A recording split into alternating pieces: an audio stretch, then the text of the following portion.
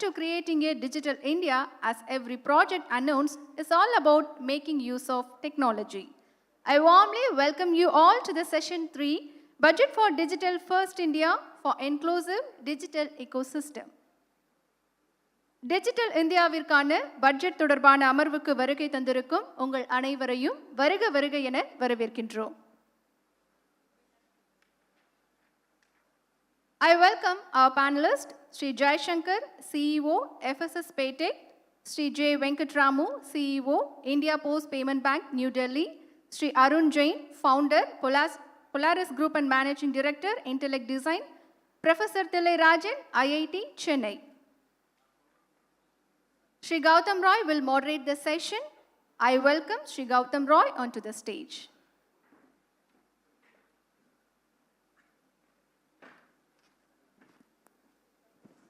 Well, good evening to you all and welcome once again.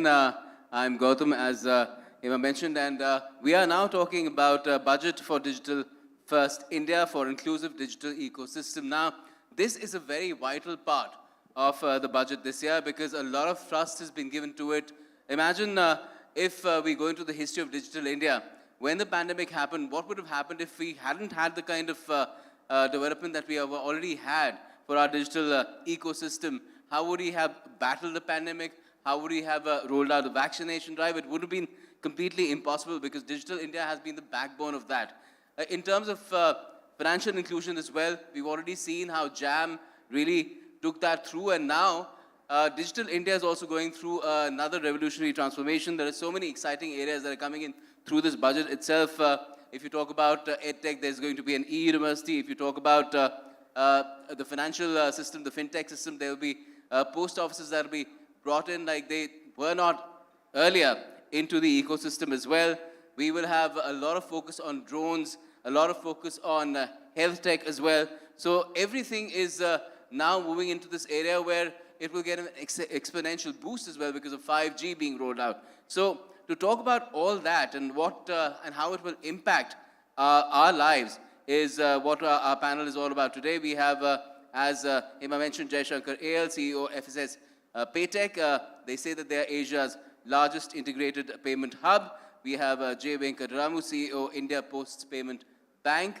We also have Arun Jain, founder Polaris Group and Managing Director, Chairman, Intellect Design, which is a software products company in banking, finance services, and insurance space.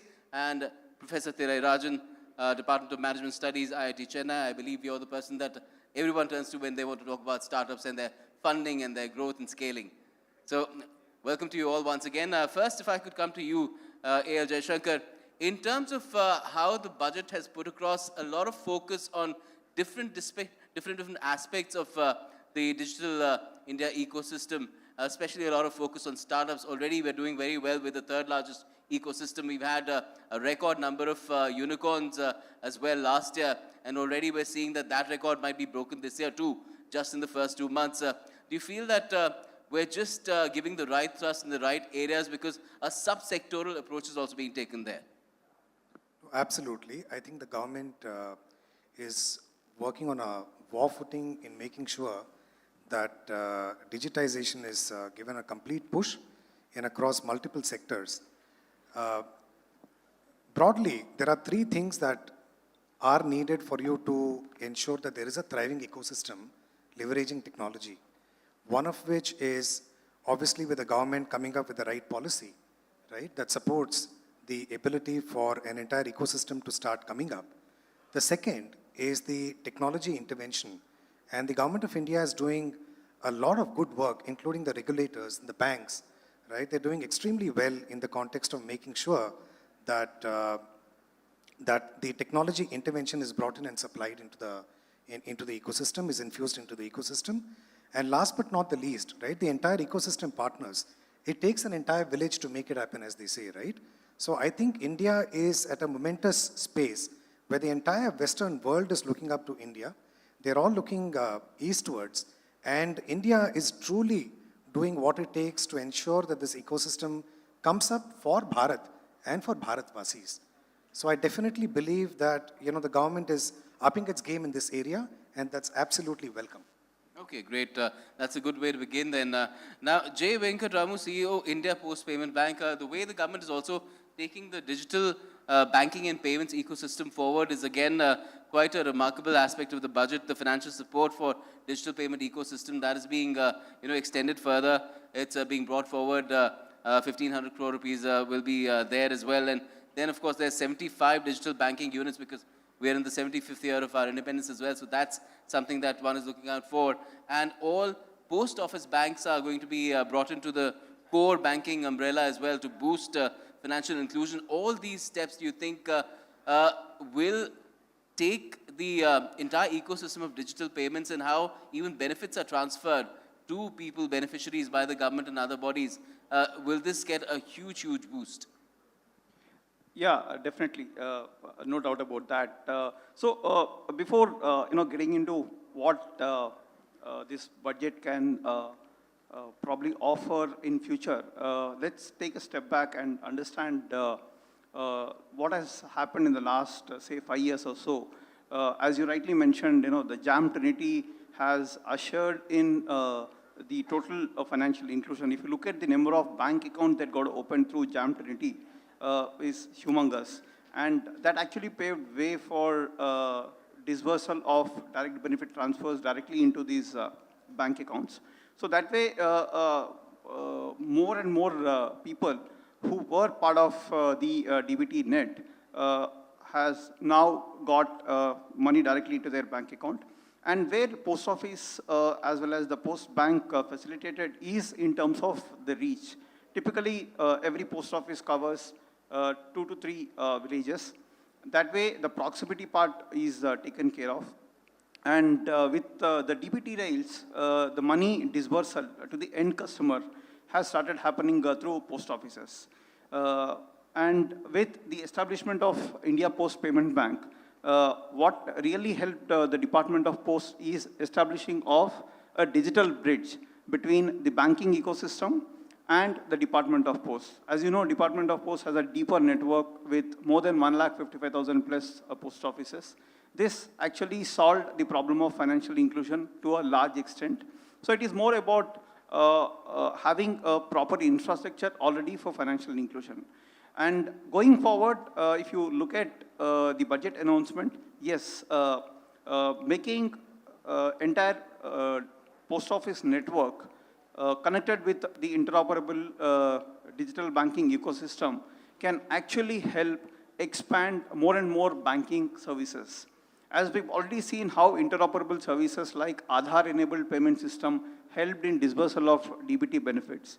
I think as a next step, it's more about democratizing something like credit through the post offices with the help of various other banks. Certainly, I mean, that's where technology really comes in, the kind of base that has been set.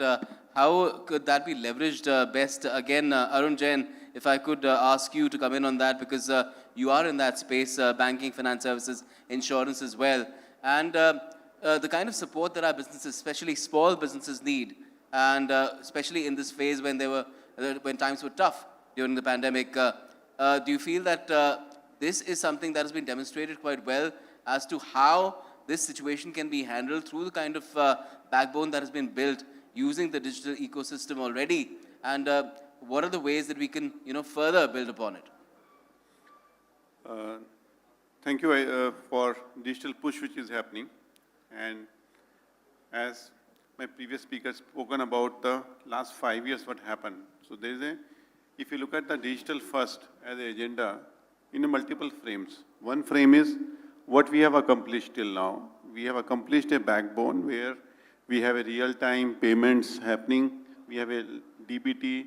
You mentioned about vaccination happen at the last mile. So digital is a key word here, not financial services alone.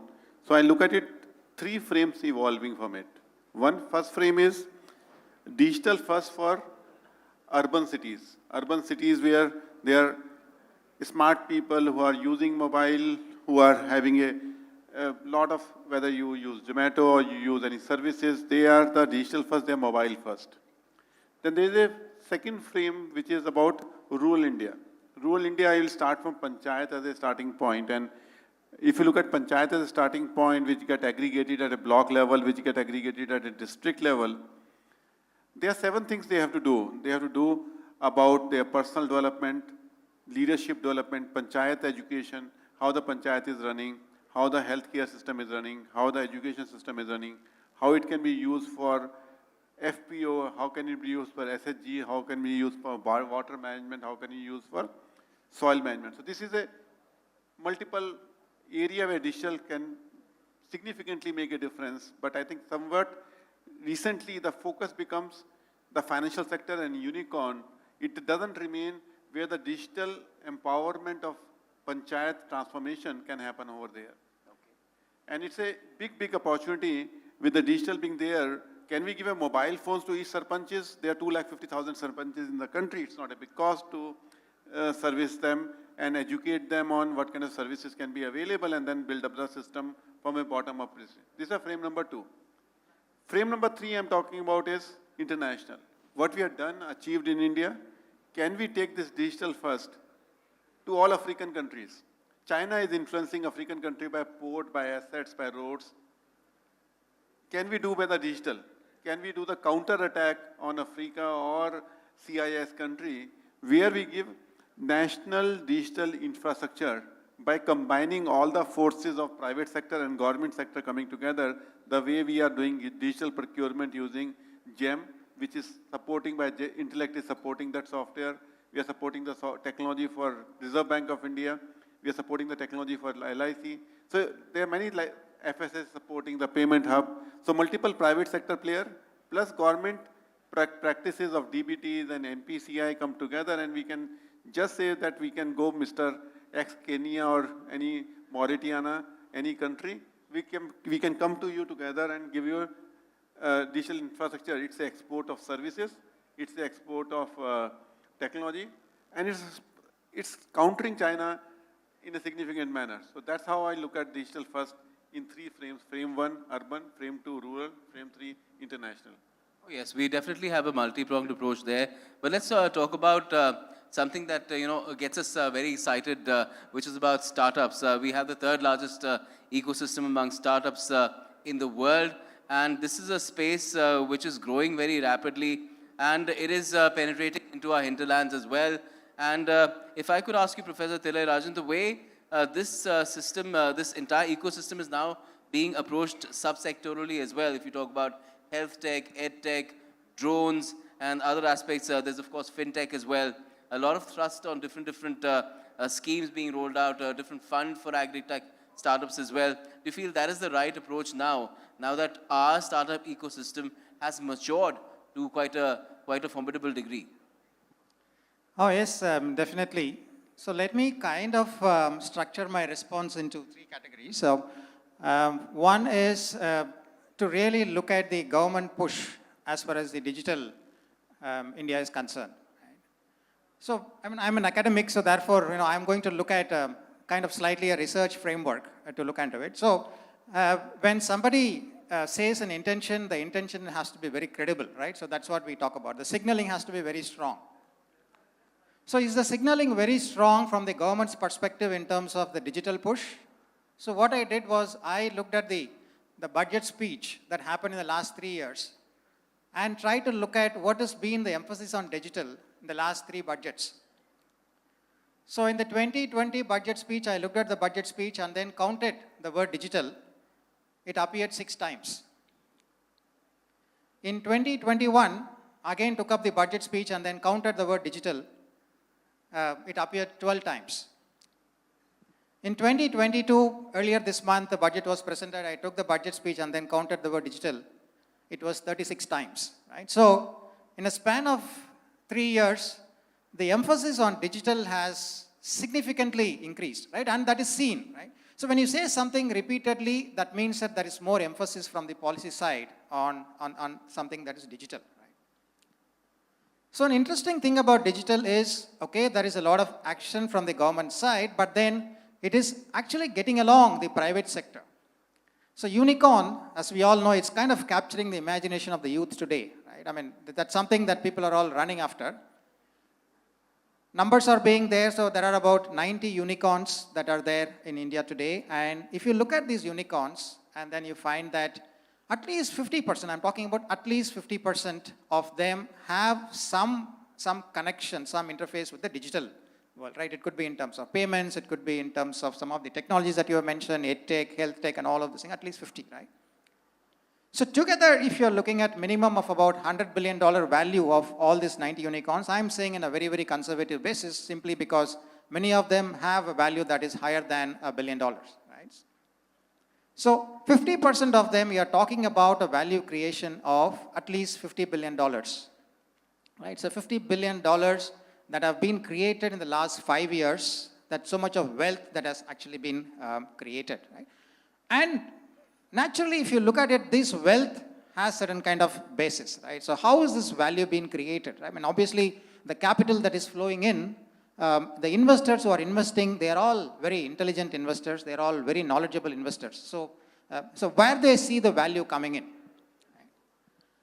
So the value is coming in from the digital, from mainly in terms of removing the inefficiencies in the system, right? So, I mean, if you look at the basic physics or science, so when there is friction, what happens, right? When there is friction, there's a lot of heat gets generated. And to get work done, more energy has to be given, right? I mean, to move an object in a very friction surface, there's more energy needed. But if it's a smooth surface, there is less energy is needed, right? So digital is creating a very similar situation in transactions. There is so much of intermediation that used to happen. That's creating a lot of friction. But today, because of the digital world, many of this intermediation is kind of getting bypassed, and therefore the entire transaction cost is becoming, much, much lesser, and that's creating a lot of value, right? So that's the source of value that today we are seeing.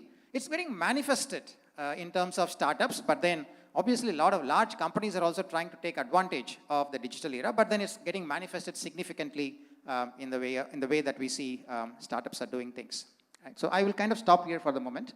And well, what will take it really forward is the kind of emphasis that is also being put on skill development now. There's always talk of that we need to skill, rescale, upskill, but how do you do that? Well, that again will be through the digital means. That will be online. So, and the delivery will then be very, very democratized. We're talking about the Desh Stack e-portal. That is a digital ecosystem for skilling in livelihood. Now, if we could talk about that, A.L. Jaishankar, that is a dire need that our industry has. I'm sure your company too, because there's attrition, people come and go, join companies, then you have to bring in new people, train them to work in your sort of a culture. And that is always a challenge for our companies. How would this help tackle this particular issue that a lot of our companies encounter? So attrition is not really a bad news. In fact, if you ask me, attrition is good. What that clearly means is people move on to better jobs. Absolutely. There are people moving out for better jobs, right? So I think attrition needs to be viewed in the context of, better opportunities that people go out for, right? And I think if you step back and think about what leads to this attrition is because somewhere down, it's not just about money, but learning stops, right? And if you need to exponentially step up the learning in people, you will need to go back and figure out a way to do it frictionless, like Professor said some time back, right? So how can you look at a frictionless method of being able to support people with their learning and development that will allow people to look at skills in a very different light, right? Technology has moved on.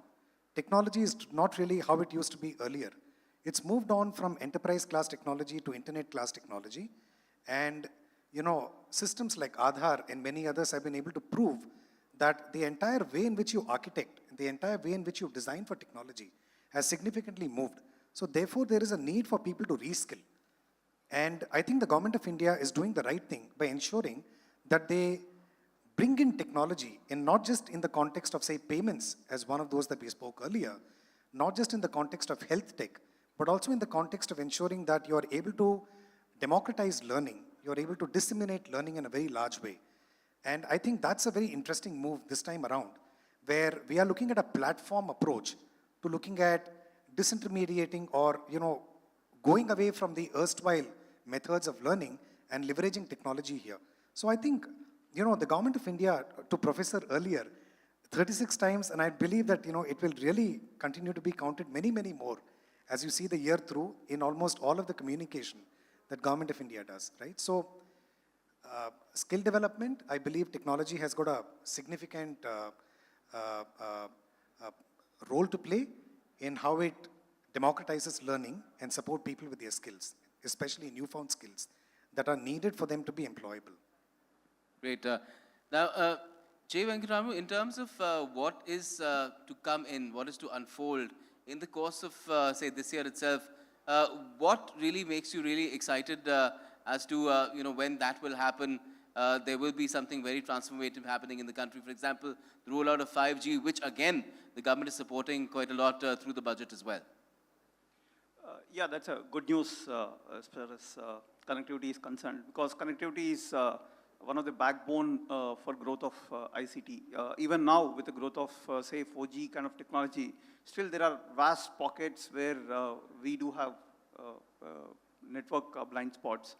And that at times actually makes it very, very difficult for us to transact. I mean, that too, when we use technology which is completely requiring a real-time, transaction processing capability, it becomes very important for us to have that. I think more than 5G, 4G, I think it's more about the availability of network connectivity uniformly across the country, and more importantly across the remotest part of the country, especially hilly regions. When you go, I mean, whatever network connectivity that we have, you still find it difficult to enable or process some of the transactions. So on a similar note, I think in order to be compatible with the network bandwidth that is available, especially feature phone based transaction enablement can be an alternative for us to move forward. So having said that, I think we need to have a couple of And that too models. will be coming very soon, right? Yeah. Because it's been talked about for quite some time, and we've been hearing a lot about it. And I believe within the span of, say, next 3-4 months, we may have some movement in that area. Yeah, I can share with you, we've also come across a few startups who've approached us and said that they will be able to utilize the bandwidth that is available for a normal feature phone over smartphone. So which means the interface that a customer uses will still be a smartphone, but the underlying connectivity that is used for passage of information will be like a feature phone. So bandwidth required will be much less. Yes, yes. So that way the bandwidth requirement would be very less, and Right. hopefully that should work. Oh yeah, it should definitely. I mean, that's what technology does. It evolves and it finds a way and solves problems, and problem solving is what this entire effort is all about. Arun Jain, if we ask about the kind of efforts that are being put in ensuring that there is a digital university as well, which works in a hub and spoke model, and it will again work mostly online. The university will probably come up with the curriculum and all, but it will be taken out to students through different institutions at different levels. How will this help, a company like yours? And do you feel that it will contribute hugely to where our digital ecosystem can be in the coming years? You touch upon two topics, not one topic. One is digital university, and second is what is the relevance of it to our private sector. To me, Digital India, we need 100 million people to be trained and learn Digital India. So 100 million people, and IT industry employs some 4 to 5 million people in all. Right It's now, a very yes. small component of the total digital university mandate. To me, I think we need to relook at today what we are doing in a digital university, we are translating the same content to the digital university. I don't know that's the right way to do it. The whole fundamental of digital university will be done very differently. You need to touch upon many different things. I spoke to, last month, I had a session on design thinking for third year and fourth year engineering students on design thinking. There are 22,000 students participated in that session. By single address, I could able to address 22,000 students. Then I had a second design thinking session of 18,000 students with 8th, 9th, 10th standard student, that how design thinking, how you shape the thinking of the people before they come to the digital university. And then we built up a system called group of 10 people to learn, because for learning community, you don't learn only from the content which you are depicted in a Coursera or digital university. You learn from the group of 10 members who talk to each other and they act as a sounding board to you. You need to create some community-based learning systems along with digital university. And that's where the gap is, because we are not redesigning the systems around the new digital first agenda. We are saying, okay, we can just do a digital degrees to the people, but all of us, we learn from peer level learning. Our peer level learning is more than the learning. I should not be speaking in front of professor, but that's where I will come to him on that. yeah, but the question is the peer level learning. You learn from seniors, you learn from juniors, and that's how the whole university works. Now, in digital ecosystem, where is that opportunity to work on that kind of a system unless I have some intermediate layer of touch and feel of the technology on digital side, and that's where the design thinking can play a substantial role in entire way of thinking and designing this kind of a change, which is, opportunity is there, so there's no doubt about opportunity, but I think we need to pause before jumping and shooting without understanding the complexity of leveraging this. To me, as a private sector, zero value. Okay. Now, Professor Thillarajan, the way that Arun Jain talked about it, it seems that EdTech needs to be expanded in a major way. We're already seeing a lot of companies coming up, a lot of startups there as well.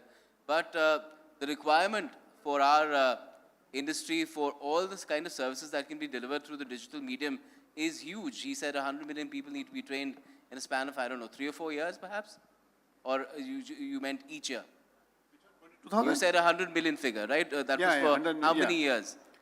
100 million, I think we need to start looking at it, the whole skill set using digital university. There's many things which can be done over the 3-year period, I would say. 3-year period. Yeah. So how can that be actually done, Professor Rajan? Do we have the means to deliver that kind of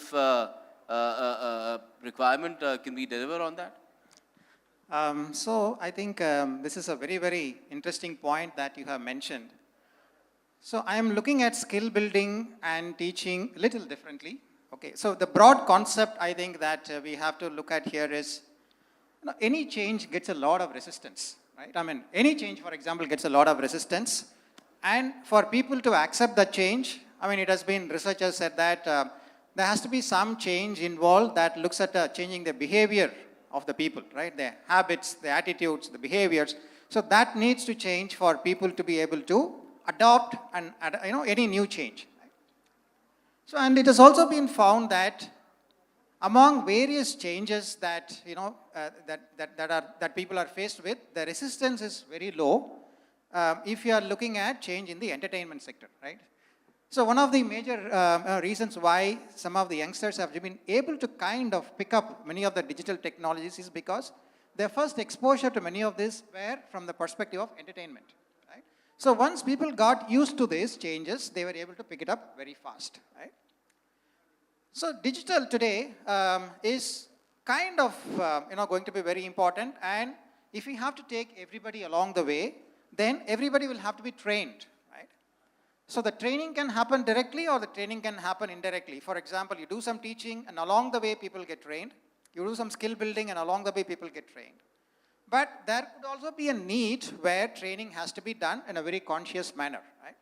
So today if you look at the demographics of India, 65% of the people are less than the age of 35 and 35% are above. Right? So the general tendency is there is reluctance among the senior citizens of the country to get adjusted to accept the digital technologies. But then if we have to really become truly digital, we have to take everybody along the way. Right? So how do we really ensure that the skill building and many of the other aspects are done? Right? So today India has a very strong grassroots level organizations, for example. Right? I mean, we talk about the number of NGOs, the civil society organizations, they are very strong, right? And many of these civil society organizations have played a very important role in delivering the last mile government programs, right? Yes. So if Digital India has to probably go the same route, right, where the government is having a major focus, then I think there is a need, not just rely on digital channels to build the skills, but then rely on some of the very extensive grassroots organization that India has, right, to ensure that the last citizen is able to comfortably adopt and accept some of the new technologies, right? There could be concerns in terms of privacy, there could be concerns in terms of confidentiality, there could be concerns in terms of language barriers, there could be concerns in terms of infrastructure availability. So all of these things, can be addressed if there is some hand-holding, right? And I think today, we don't really have any scarcity in terms of providing that last mile support. And it's up to us to be able to quickly leverage the extensive grassroots organizations that we have to train the people on Digital India. And I think we are well equipped to do that. Great. Now, another aspect, of course, of this budget has been, which is perhaps generated the most amount of talk, is about digital assets, how they'll be virtual digital assets going to be taxed at 30% level. That's the highest tax bracket that there could be. If anything, we'll have a digital currency, a sovereign digital currency very soon. And talk about opportunities there as well for people to further expand the ecosystem of digital payments as well. Now, Jaishankar AL, do you feel that even with all these changes coming in, we've barely scratched the surface of the technology that lies at the base of it, which is blockchain? See, my own view of blockchain is it's an expensive technology. It isn't something that can... So if you really contrast UPI to that of blockchain, right? I think India has been able to demonstrate, Bharat has been able to demonstrate to its people that, with trust in government of India and with a program such as UPI, we've been able to take it across masses. Blockchain has been here forever. Blockchain has been there in many Western countries, but it hasn't really taken off the way UPI has. So if you really ask me, a decentralized trust versus a trust in its own government is really what's worked for India, right? So my own assessment is that there are many technologies that can be available, but what appeals to people, what works best for people is really what, drives transactions. And I think UPI has been able to demonstrate to the whole world for how powerful it's been. And it is the equivalent of a SWIFT in the corporate, banking sector. And I think UPI has been able to demonstrate that adequately. Now what India needs is a digital infrastructure that will allow that when the floodgates of transactions open up, it's akin to that of saying that there are many applications. There are applications such as lights, air conditioners, and fans. But what you need is electricity to power all of that. Likewise, if you take the example of automobiles running on village roads, they aren't as efficient. So what India now needs to do is to step back and think about digital infrastructure in the world of payments. There are many applications, and these applications need to be brought into this digital highway so that you are able to process that at scale and at the lowest possible cost, right? So there are many technologies and many applications that will work on the numerator. What you need to have is a digital infrastructure as a denominator to support all of that. And remember, India has just scratched about 10% of its 1.35 billion people that are currently on digital. What happens if we move into the next 20% and 30%? That opportunity is available for us in India right now. So I think we need to go beyond payment applications alone, right? We will definitely require many more payment applications that will solve for Bharat's diversity, depth, and width. But what is equally important is for us to step back and think about how we are able to process these many transactions, right? So there is a lot of work that needs to get done there in the context of digital infrastructure. We need to be able to put that together, just as how Aadhaar is in the context of putting out identity that serves many applications on top of it, such as bank opening and many more. We need to now step back and think about how we develop a digital infra, right, so that payments can be propelled further. So there are many technologies such as blockchain and others that can reside on top of it. But applications alone will not solve for the scale of India. Okay, you make a very good point there. I'd like to get J.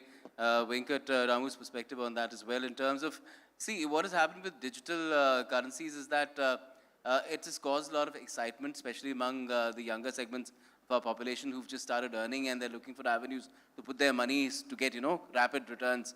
And that is in itself a pitfall as well.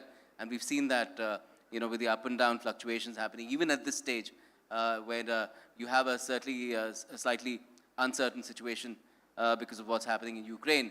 So the kind of point that Jaishankar made, do you feel that that is very valid for our country, and that's perhaps the path to pursue rather than, blockchain, which is said to be very energy intensive, especially if you mine more digital currency that way, and it's not so good for the environment as well?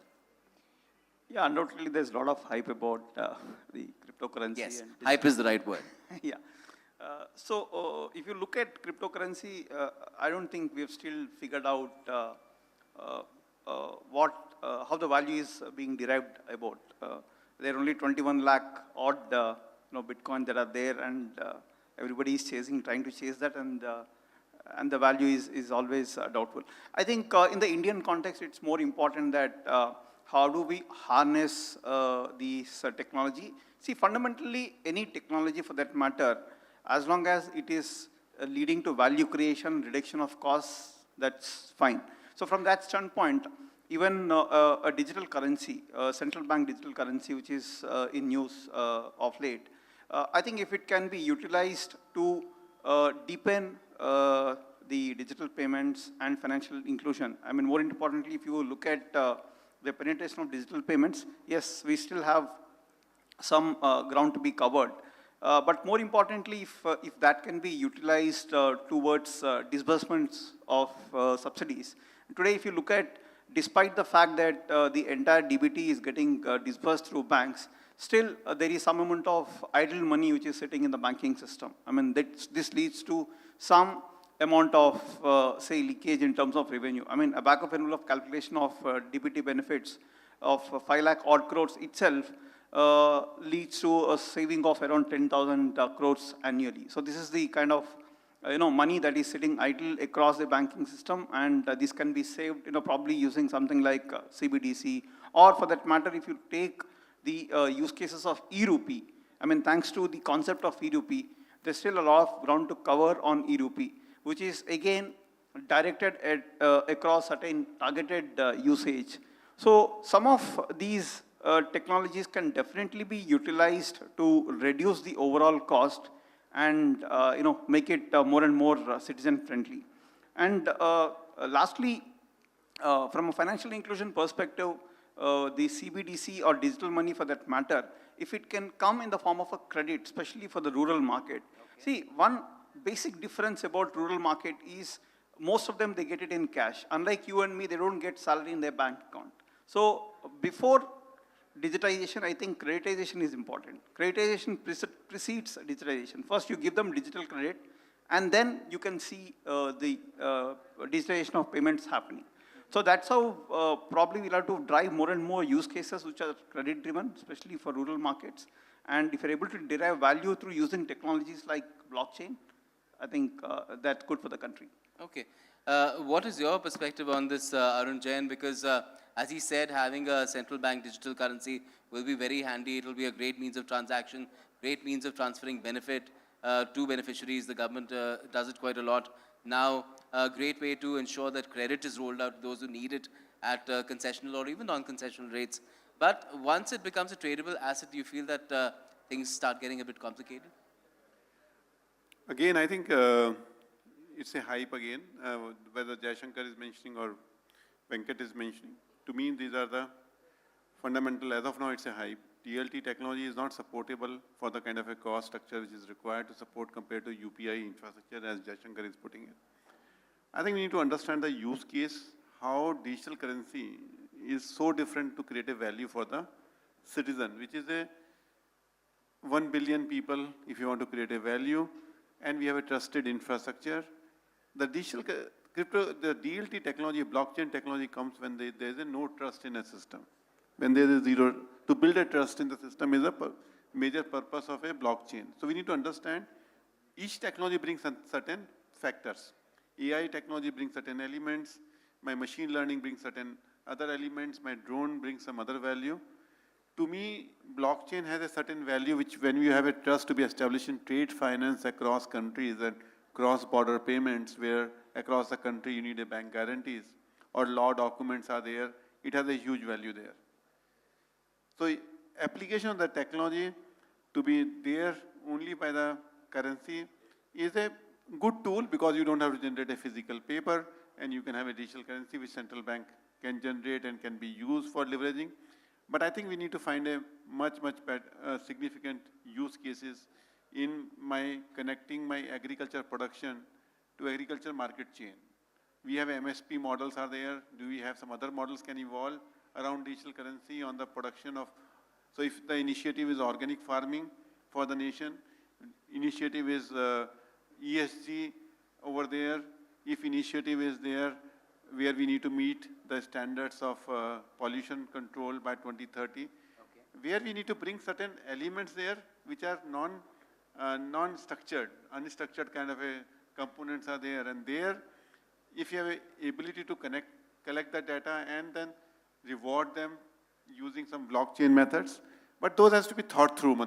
But as of now, the direct application has to be created where the trust is not there. Where the trust is there, your normal technologies can work very effectively. In any case, there has to be legislation as well. And Professor Thilarajan, the thing is that there is also FOMO, this fear of missing out. You know, it's a huge opportunity. Everybody's getting into it. We should also get into it or we'll miss the bus. Is that something that you feel then leads to this kind of an approach where people still have doubts?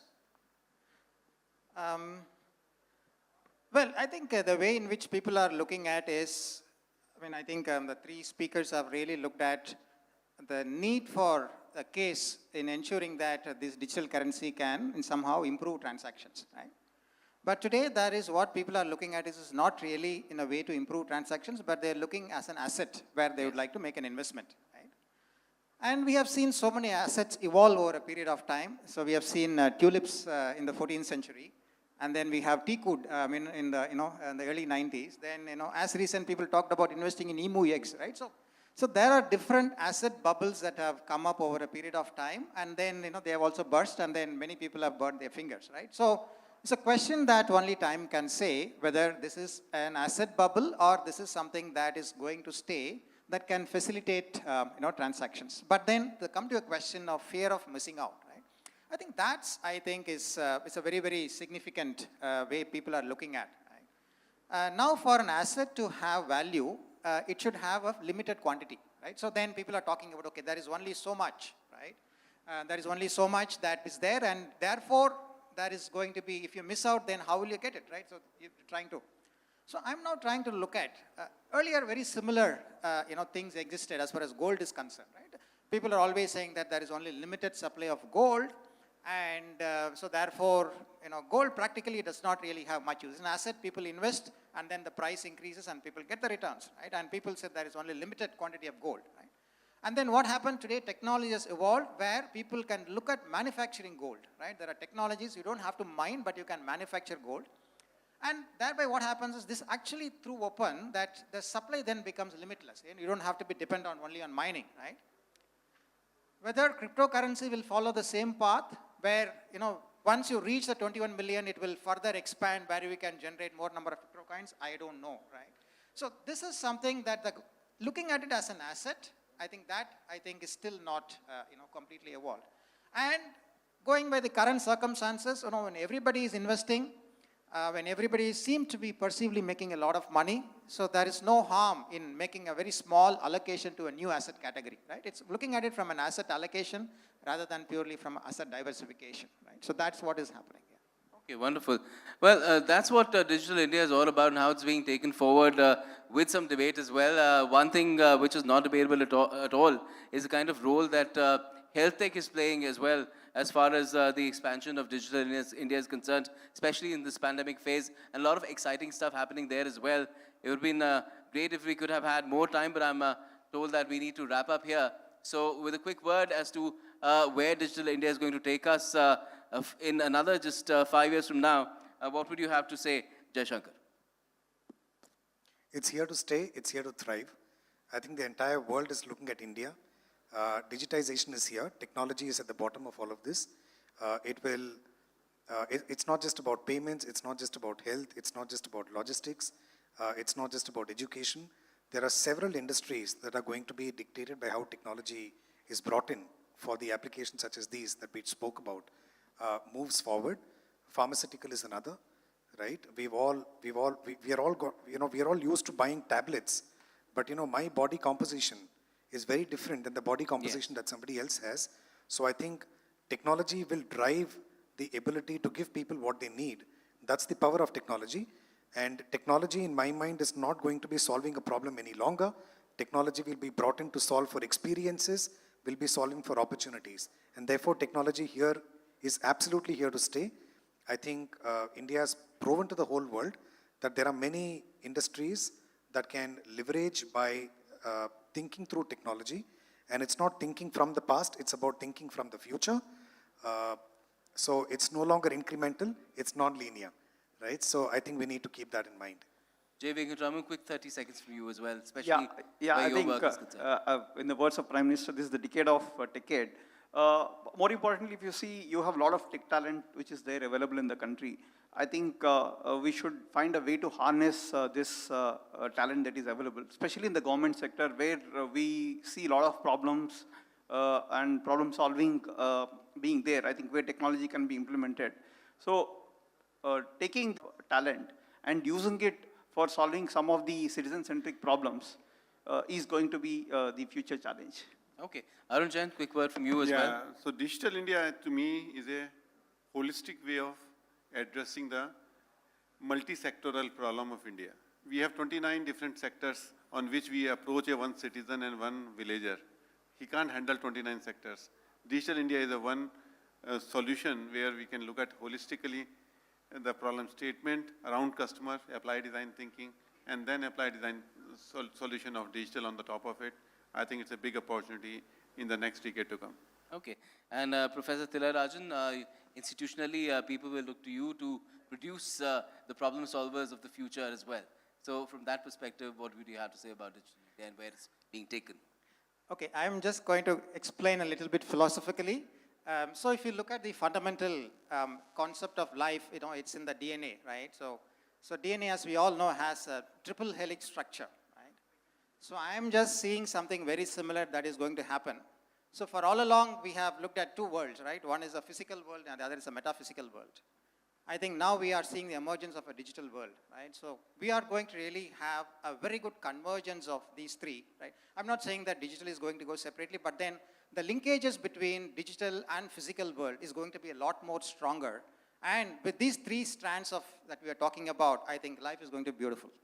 Oh yes, definitely. And India will be at the top of that situation. That's what we can all be very sure of. And we will leverage this to the fullest extent for the betterment of not just our own country.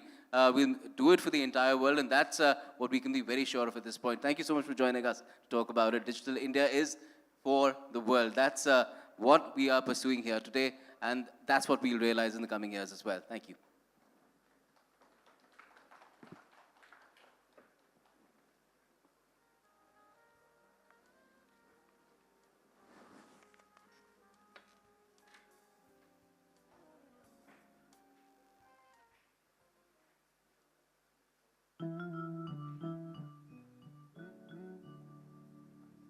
I thank all the panelists who participated in this session. And now it's time for felicitation. I would like to call Mr. Srinivasan Ramachandran, Additional Director General, Engineering, South Zone, All India Radio and Doordarshan.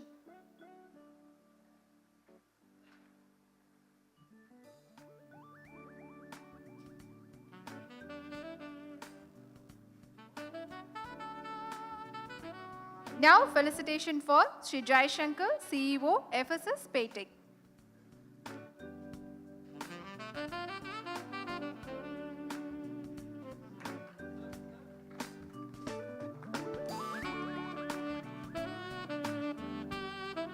Felicitation for Sri J. Venkatramu, CEO, India Post Payment Bank, New Delhi.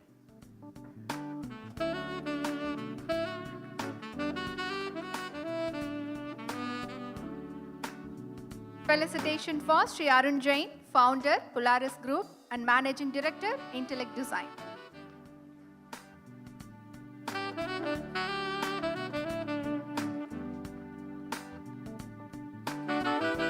Felicitation to Professor Thilarajan, IIT, Chennai.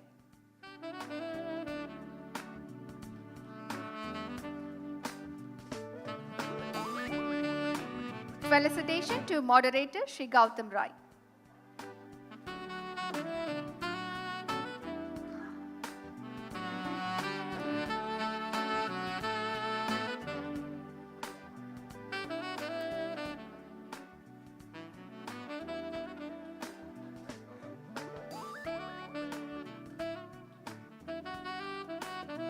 Thank you all for attending the third session, Budget for Digital First India for Inclusive Digital Ecosystem. And I would like to thank our sponsors, Investor Education and Protection Fund Authority, Inform Investor, Empowered Investor, Smart Investor, Bank of Baroda, Will Live in the World, PaisaBazaar.com, Paisan Se Badkar, Indian Bank, your own bank, always with you, NLC India Limited, Creating Wealth for Well-being, Canara Bank, Together We Can, Nali Chinnasamy Chetty, Panagal Park, Chennai, Repco Bank, Grow With Us, Nippon Paint, Asia's real #1 paint, print media partner Dinamalar. And now we have video message of Sri Shantilal Jain, MD and CEO of Indian Bank about the budget 2022.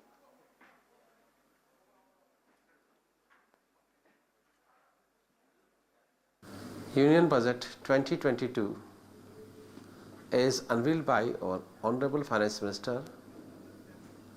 Is growth-oriented budget and lays down the roadmap for the growth of the economy for the next 25 years. The four macro themes announced by our Hon'ble Finance Minister are namely development of modern infrastructure, enhanced focus on digital ecosystem, energy transitions and climatic action, and the technology advancement which is need of the hour so as to take the Indian economy into the higher orbit of growth.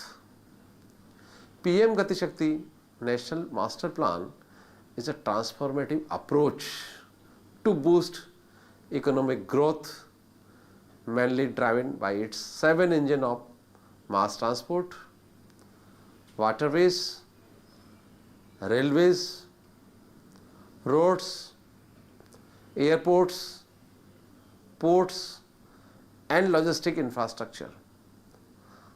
The focus of the government is thus for infrastructure development, MSME, agriculture, hospitality, transportations, rapid digitization, etc. The announcement of higher than expected capex outlay of 7.5 trillion for FY 2023 is a major step to boost domestic manufacturing and create jobs. With the higher capex by government, the private investment will also crowd in, and this will result in a growth in economy, growth in jobs creations, and also increased financing requirements for the banks. On the banking front, extension of ECLGS up to March 2023 and also increasing the allocation will provide significant support and ease the liquidity issues in the sector post-pandemic. With the allocation of outlay for PM Awas Yojana, we will see a further pickup in financing to the affordable housing segment. Revamping of CGT MSE scheme will benefit micro and small enterprises where majority of them are still operating below pre-pandemic level. The announcement of digital banking unit in 75 districts will be a big driver in improving the digital adoption in far-reaching locations. The amendment to the IBC, that is Insolvency and Bankruptcy Code, will improve the efficacy of the resolution process and facilitate the cross-border insolvency resolution process. We are comfortable in financing road under HEM scheme as the traffic risk is assumed by NHAI or Development Agency, and will continue to do so as the budget envisages to build another 25,000 km highway next fiscal. We are fine-tuning our infrastructure lending policies to suit the specific needs of Gati Shakti plan, specifically for multimodal connectivity, logistics, automatic warehouses, etc. We in Indian banks are having policy on organic farming. This policy will facilitate PM Divine through our 171 rural and semi-urban branches located in northeastern states. Direct payment of MSP to farmers will facilitate further financing in agriculture sector. We at Indian banks are ready to capitalize the growth opportunities. Overall, the measures announced will broaden the overall credit ecosystem, strengthen the banks and economy in the long term. Besides this, introduction of digital rupee using blockchain and other technologies will prove more efficient and a cheaper currency management. This will also provide a convenient, safe and reliable payment system to the citizens of the country. Consistency in direct tax regime has led to a stability in tax environment and also gives confidence for making investment decisions and other long-term decisions.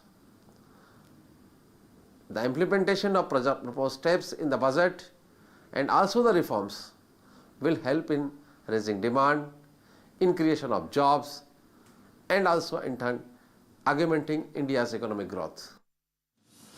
DD Conclave Budget 2022 was sponsored by Investor Education and Protection Fund Authority, Informed Investor, Empowered Investor, Smart Investor, Bank of Baroda, we live in your world, paisabazar.com, Paiso se badkar, Indian Bank, your own bank, always with you, NLC India, creating wealth for well-being, Canara Bank, together we can, Nalli Chinnasamy Chetty, Panagal Park, Chennai, Repco Bank, Grow With Us, Nippon Paint, Asia's real #1 paint, and print media partner Dina Malar,